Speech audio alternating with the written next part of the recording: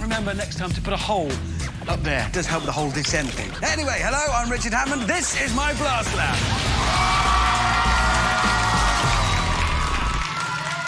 Now, it is top secret down here, OK? So don't tell your mum and dad. They're spies.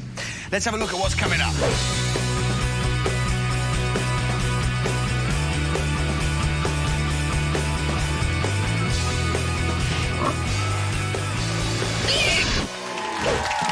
You can't have a top-secret underground lab if it isn't protected, which is why I have an elite team of SAS guards around the clock looking after Blast Lab. Unfortunately, one of them got his head stuck in some railings yesterday, and all the others have gone round to wait with him until the fire brigade turn up. But don't worry, because in the meantime, her chops are deadly. And even more formidable than her cooking ability is her kung fu skill. She is, of course, my ninja Nan.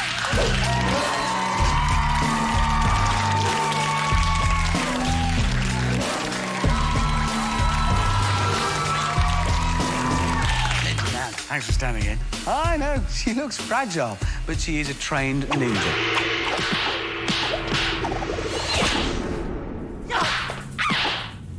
See? Ninja Nan, if you'd like to take your place in security, please. Ninja Nan! Ninja Nan! If you'd like to take your place in security, please. Thank you. How do you do that? OK, away she goes. Look at her move! Look at her go. The grace, the stealth, the power. In a day, she was quite the looker, you know. Used to stop traffic with a finger, like that. Dunk! Ah, she's nearly there. Still travelling? Are you there yet, Ninja Nan? Oh, there she is, look! In her security post there to look after us all. I feel safer just knowing she's there with a little ninja shopping trolley. What's she got? Oh, a nice cup of tea. Lovely. Well, she may as well be comfortable while she's guarding us. Oh, cups. Lovely. Oh, very nice. Best china. Oh, a cake. Lovely. Yes. OK, Ninja Nan, that'll help in looking after us here in Blast Lab. OK, some cakes. Good, good. Right, I think we'll leave Ninja Nan to get settled into her security post. Let's meet the people trying to get into my lab today. It's all well and good getting excited. We don't know. They could be anybody. They say they're the yellow team. Well, before I can let you through security, I'm afraid I have to carry out some checks. So, first of all, for security reasons, identify yourselves by name. Yasmin! Yes? Yasmin, Megan and Rosie. Yeah, that all checks out. Now, I have a separate file here, hidden talent. Rosie, it says here that the real Rosie from the real yellow team can tuck her ear inside itself. Can you do that? Oh, wow! OK, fair enough. That confirms it. You are cleared through security. Come into the Blast Lab.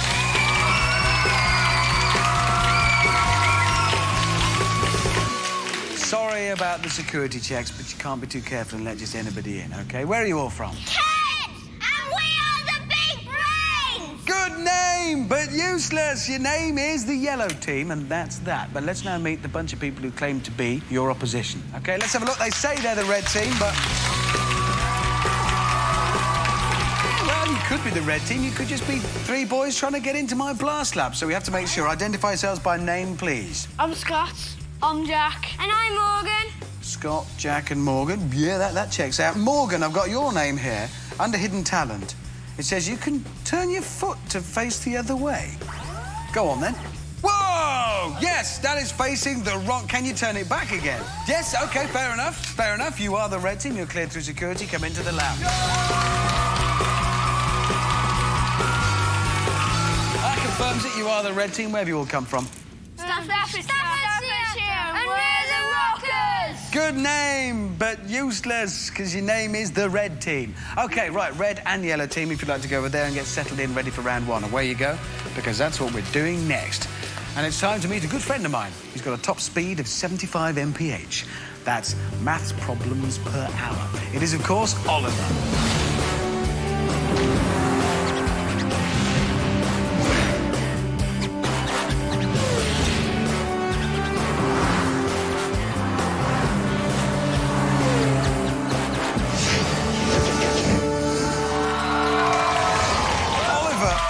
fitted with a state-of-the-art fact nav system. I came up with the idea myself, in my sleep.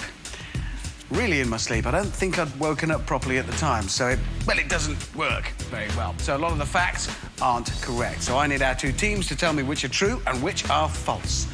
Oliver will then reveal the answer. If it is true, he'll do this. And if it's false, he'll do this. OK, teams, your science facts. You've got to tell me if it's true or false. This is your first chance to earn a point. Everybody comfortable and relaxed? Maybe not, Megan. OK, right, here comes your science fact. Reds, you're going first. Tell me if this is true or false. Earth orbits the sun at about 6,700 miles an hour, which obviously you'll be able to tell me immediately is 10,782.6 kilometres an hour. So Earth orbits the sun at 6,700 miles an hour. Have a think before you tell me whether you think that's true or false, OK? Work it out between you. Audience, what do we think? Is that true or false? I think that's unanimous in the audience. They all think it's true, but don't just go with what they think. What do you think? We think true as well. Jack, everybody agrees? OK.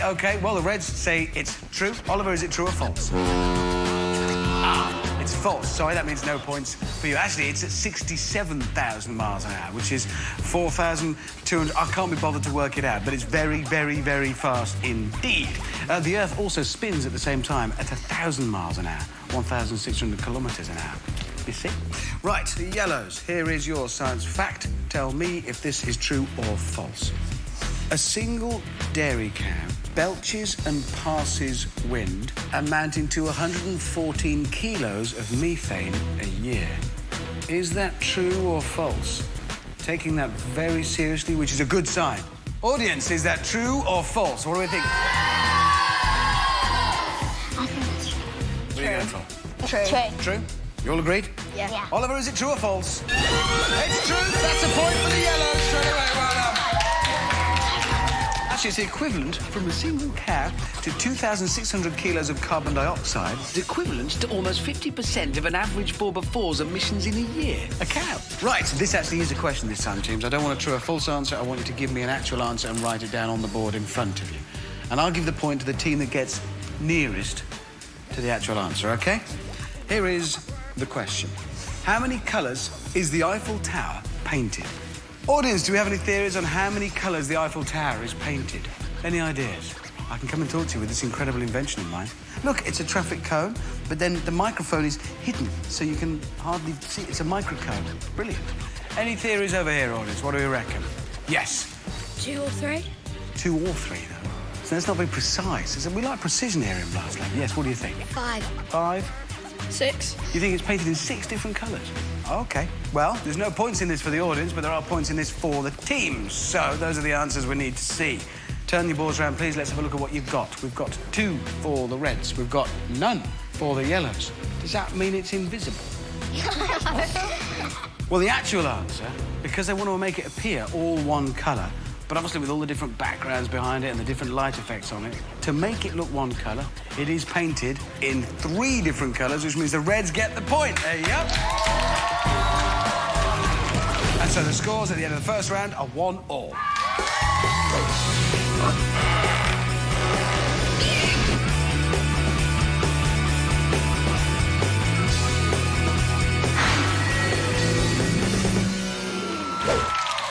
That's all to come. Now, though, it is time for Mini Science, where we'll be trying experiments with everyday objects. I wanted the best possible person to help me, so I transported my old science teacher through time. Only problem is, something went a bit wrong, and she came back as a 10-year-old. It is, of course, Mini Miss! Good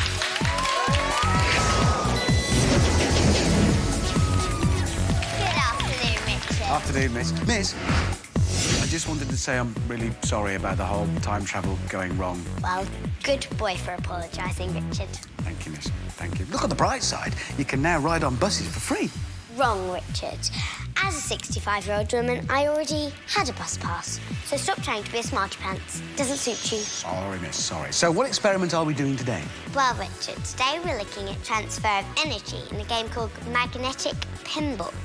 The teams are going to use magnets to launch these ball bearings onto a map that has marked distances on them. The teams have to launch these balls using these magnets and this ramp. A combination of ball bearings stuck to the magnet will determine how far their launch ball will travel. Each team gets 3 attempts, and the winning team is the one that gets their ball to travel furthest. This is the machine that our teams are going to be using. It's very clever. There's this channel, and then there's 2 magnets here, and this is where the extra ball bearings sit. So you fire the ball bearing in at this end. As it goes up the ramp, this magnet pulls it towards it.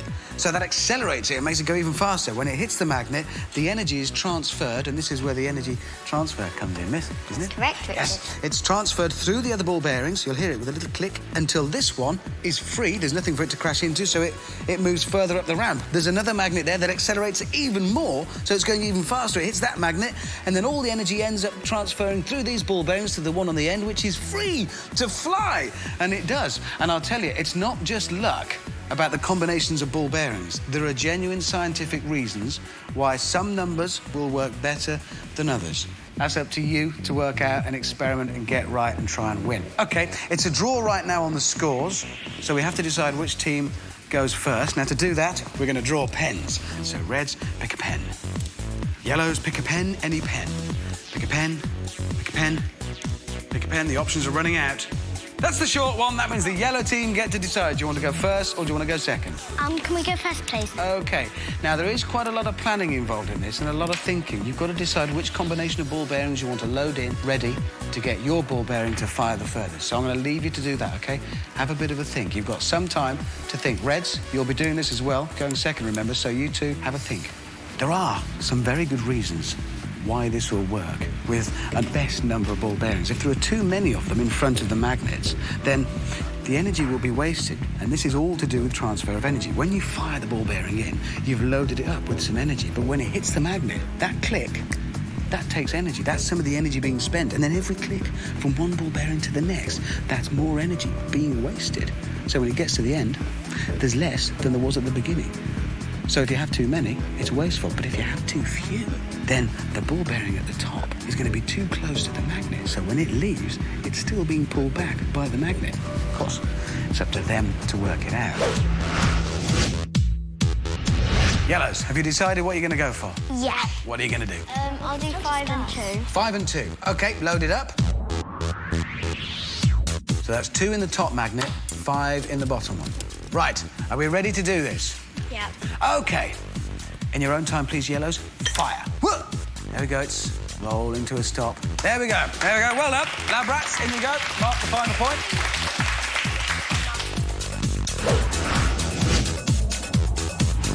Right, what are we going to do?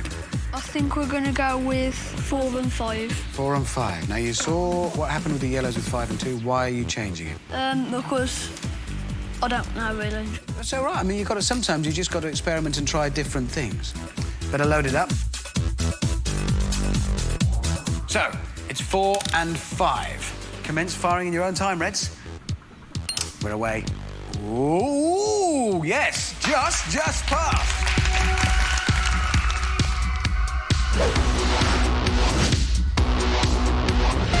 OK, yellows. So what are you going for? We're going to do 6 at the top and 4 at the bottom. Can you explain why you're going for that? Why are you using because that? on the last one, they got better from doing more at the top, so we're going to try doing that. And you're decreasing the number on the bottom one? Yeah. OK, let's see what happens. Oh, it looked like a good start. Oh, it just drew to a halt. Lab rat, if you'd mark that, please.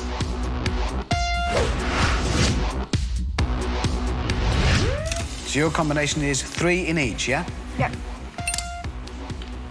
Ooh, look at that! Well done. Red's going to the lead. Well done. I'm going to do 5 and 5. We didn't even discuss that. Maybe you should discuss it because Megan seems to disagree. But I'm going to leave you guys to just discuss it. You have some time. Not every scientific discussion is a gentle experience. Sometimes it's intense. Sometimes it's just a fight. Yellow team, have we agreed, or do I need a lab rat in as a ref? We're doing 5 at the top and 5 at the bottom. 5 and 5. OK. Well, let's see what happens. Good luck, yellows. It's away, it's a strong start, and it's drawn to a close. That means reds, there's no point even having another go because you've already run. The point goes to the red team. Scores now then are 2-1 to the reds after that game. And this experiment was all about energy and where it goes. Once you put energy into something like this system here, it has to go somewhere. It can't just vanish. The posh scientific term for this subject is conservation of energy within a system. Try that one on your friends when you get home. Let's use the idea of conservation of energy, but for a much bigger experiment. Lab rats are notoriously lazy, so today's experiment about the conservation of energy should be right up their street. Apparently, if we let this pig go right next to our lab rat's face, then it shouldn't come back and hit him. Science says this is because as the pig is lifted up, it is given energy. As the pig swings, some of its energy will be transferred into heat and sand. So by the time it swings back, it will have less energy, meaning it won't swing as high, saving our lab rat's face. At least, that's what science says. Let's find out. So far, so good. The pig never quite reaching its starting point. But what happens if we increase the weight? An anvil. Perfect. Take it to the swing and let's see how we get on. Well, come on then. Put your backs into it. Pathetic. OK, forget the anvil. Let's use something else. What we need are 2 cranes and 1 large family car. So no more messing around. This time it's serious. Lab rat, get to your position. And don't move a muscle.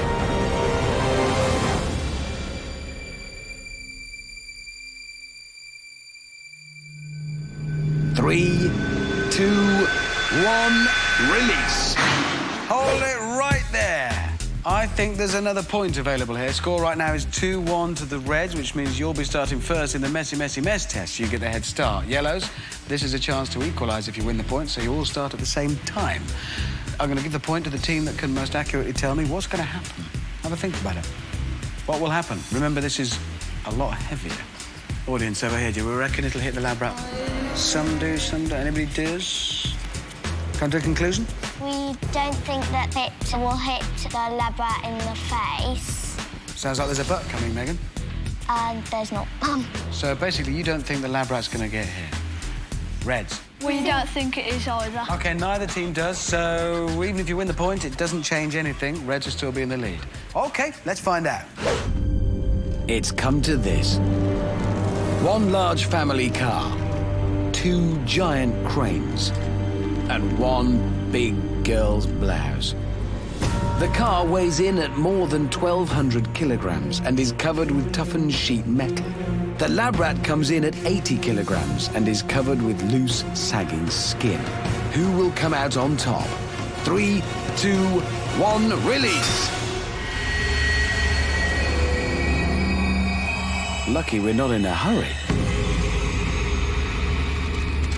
It'll get there soon, lab rat. Better be careful.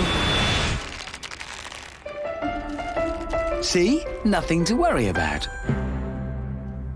OK, well, there you go. That means a point to both teams because it didn't get hit. That means the score's now 3-2. Basically, it's because the only energy that it's had was the energy it took to lift it up in the first place to that point opposite. So that means it could go no higher than the point from which it was released. OK, teams, I need you both now to go off and get ready for the messy mess test. So away you go. You go and get ready. I think it's always interesting pushing the boundaries of science. Of course, I'm not going to hurt a lab rat, especially when he's been doing an experiment for me all this morning, which actually should be finished any time now. That doesn't sound good at all, and it's made that lab rat drop Ninja Nan's tea set. She's not going to like that. And he hasn't even had the sense to run away. Save yourself. I can't. OK, it's... Yeah! That's all bad. It's time for us to move on to the messy mess test.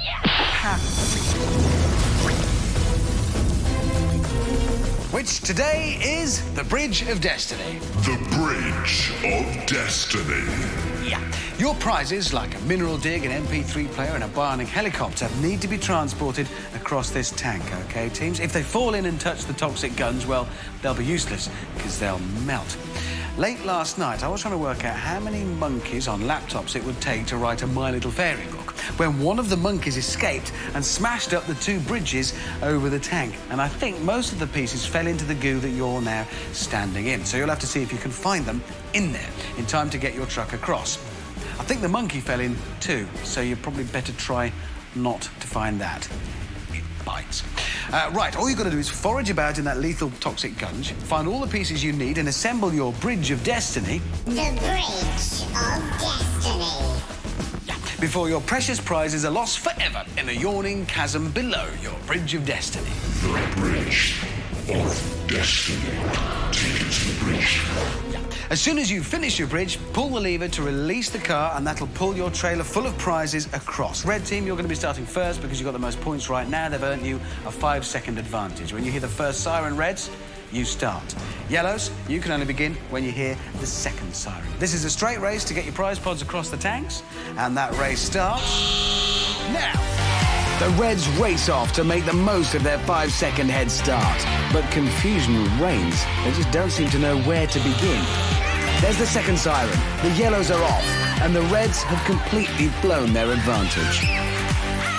The pressure seems to be getting to the yellows. Tempers are fraying, and there's a lot of screaming going on. A lot of noise, but very little teamwork right now.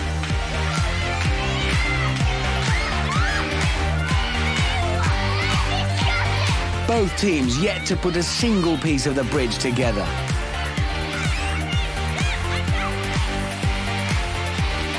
It is absolute mayhem out there.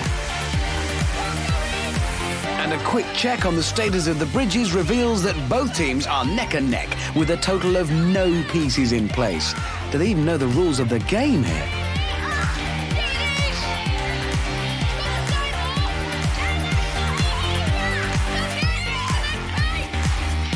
Amazing? Are my eyes deceiving me? No, it has happened. The Reds have a piece in place. I repeat, the Reds have a piece in place. And so do the Yellows. It's all kicking off. This game, of course, scientifically tested here in the Blast Lab to be guaranteed of being able to engender an argument in even the most harmonious of teams. We had this game played once by a load of monks that we brought in from a distant mountain. Within seconds, a massive fight. And what's this? The Reds fit a second section already. And the Yellows? The one thing the Yellows do seem to be very good at is arguing. The Reds trying brawn over brain now, very scientific. The Reds are racing away with it. The Yellows seem to be losing more than just their patience. The Reds are a building machine. The Reds now just putting the final touches to their bridge. But what's this? The Yellows pull their lever to start the truck, and they haven't even finished their bridge yet. The Yellows sort of placed the last section in, but will it hold? Yes, the yellow truck is across, and the Reds, they've blocked their own truck. The Reds have self-destructed in front of my very eyes. Now we've got to make a call. There was some improvising going on. But the fact is, the race is to get the prize pods across the tank. And the first team to do that, by constructing quite a unique bridge, was actually the yellow team. Huge drama and not just a little controversy, as the Reds looked to have had the race in the bag. But a mixture of daring risk-taking from the Yellows and some premature celebrating from the Reds turned this battle on its head, with the Yellows stealing victory from the jaws of defeat. Right. There is one important thing here. I'm in charge, you're in a tank full of guns. The Yellows won, they built the bridge. Remember I did say they got their truck across, that's all you got to do, and they did it. Sorry, Reds. Yellows, here's what you've won. Ready, Nan? Each of you will be taking home a plug-and-play electronic set, a Bop It game, a bionic copter, mineral dig, 20 questions game, and an MP3 player. Reds, here's the thing. You would have won exactly the same, but instead of taking it home, here's the great bit. You're going to blow them up instead, because it's time for B-Day Goes Bang.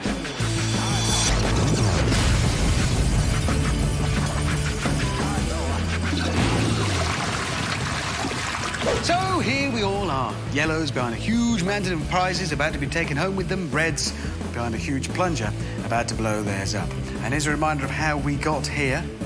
What happened there was the yellow team, for some reason, were madly brave in pulling the handle, and you did pull the handle before the red team. And at the last minute, managed to get the last piece in sideways, but it still counts. The rules are you've got to get your car across the tank without it falling in, and you did that. Reds, you were second pulling it, and then actually, this is too painful even to talk about right now, me men, because you were so busy celebrating that you got in the way of the car on the way across the bridge. I know, let's not even go there, because, well, we're here in front of the plunger. Not many people know this, but B-Day is actually French for blow-up day. Probably. And that's what we're going to do right now. Prizes are loaded in. Who's going to do the deed then, Reds? Who's going to do the plunger? You're going to do it all together? Yeah. I think that's probably best after that last experience. Good luck. If you'd like to step forwards and lift the plunger into the firing position. Don't plunge it down straight away, because we're all going to give you a countdown. Lift it up. OK, here we go. 5, 4, 3, 2, 1.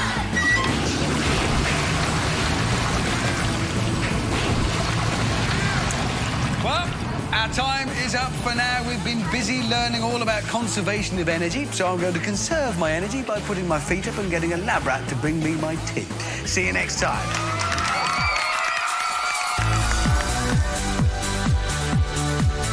Blast Lab was recorded before a live studio audience. No lab rat was harmed during the filming. Well, that's not entirely true, but best not to say anything.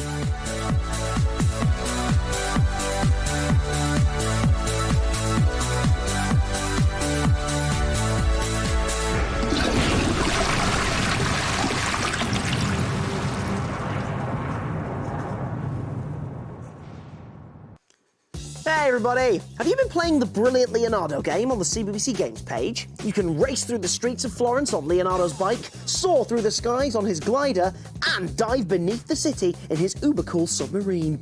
Well, what are you waiting for? Head on over to the CBBC Games page and see which of Leonardo's inventions is your fave. These are the cadets. So who's excited and ready to go? Let's get the uniforms on and get out. These are the emergencies. There's believed to be a man overboard. They're right going to get you. They can only do it if they work together. This is Hero Squad. There is a man who's fallen down a hole. It's really deep down now. 6 cadets join forces with the real emergency services. He's done it. Hero Squad, Mondays at 6:15 on the CBBC channel.